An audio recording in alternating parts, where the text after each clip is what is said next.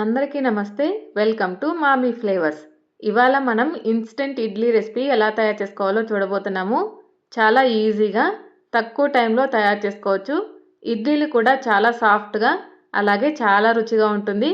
ఎలా చేయాలో చూసేద్దామా? ముందుగా దీనికి 2 గిన్నెలు తీసుకొని ఒక గిన్నెలో 1 కప్పు మందపాటి అటుకులు తీసుకోవాలి. మరొక గిన్నెలో 2 కప్పుల ఇడ్లీ రవ్వ తీసుకొని వీటిని వాటర్తో శుభ్రంగా 2-3 సార్లు కడిగేసుకోవాలి. ఇలా శుభ్రంగా కడిగేసుకున్న తర్వాత ఇడ్లీ రవ్వలో తగినంత వాటర్ పోసుకోవాలి. అలాగే అటుకులు మునిగేంత వరకు వాటర్ పోసేసుకొని మూత పెట్టేసుకొని 30 నిమిషాల పాటు నానబెట్టుకోవాలి. 30 నిమిషాలు నానబెట్టుకున్న తర్వాత నానబెట్టుకున్న అటుకులని మిక్సీ జార్లోకి వేసేసుకోవాలి. అలాగే ఇందులో 1/2 కప్పు పచ్చి కొబ్బరి ముక్కలు వేసుకొని తగినంత వాటర్ పోసుకొని మెత్తని పేస్ట్ లాగా మిక్సీ చేసుకోవాలి. ఇప్పుడు దీనిని ఒక మిక్సింగ్ బౌల్లోకి తీసేసుకొని పక్కన పెట్టేసుకోవాలి. ఇప్పుడు నానబెట్టుకున్న ఇడ్లీ రవ్వను తీసుకొని ఇడ్లీ రవ్వలో ఉన్న ఎక్సెస్ వాటర్నంతా స్క్వీజ్ చేసి ముందుగా పేస్ట్ చేసుకున్న అటుకుల మిశ్రమంలో వేసుకొని ఇందులో రుచికి సరిపడా ఉప్పు అలాగే చిటికెడు వంట సోడా వేసుకొని గరిటెతో ఒకసారి బాగా కలిపేసుకోవాలి. ఇలా బాగా కలిపేసుకున్న తర్వాత మరొకసారి మూత పెట్టేసుకొని 15 నిమిషాల పాటు నానబెట్టుకోవాలి.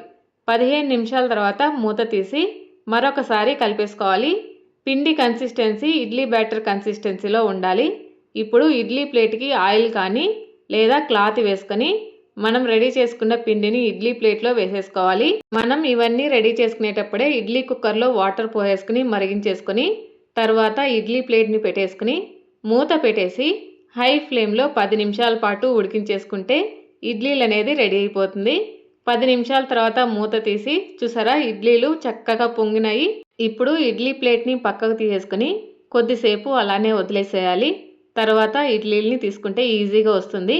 చూసారా ఇడ్లీలు క్లాత్ నుంచి ఎంత ఈజీగా వచ్చేసిందో. ఇప్పుడు వీటన్నిటిని సర్వింగ్ ప్లేట్లోకి తీసేసుకుని మీకు నచ్చిన చట్నీతో సర్వ్ చేసుకోవచ్చు.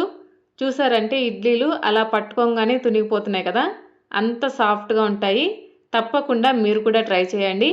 ఈ వీడియో కనుక మీకు నచ్చినట్లయితే please like, share and subscribe to my channel. Thank you.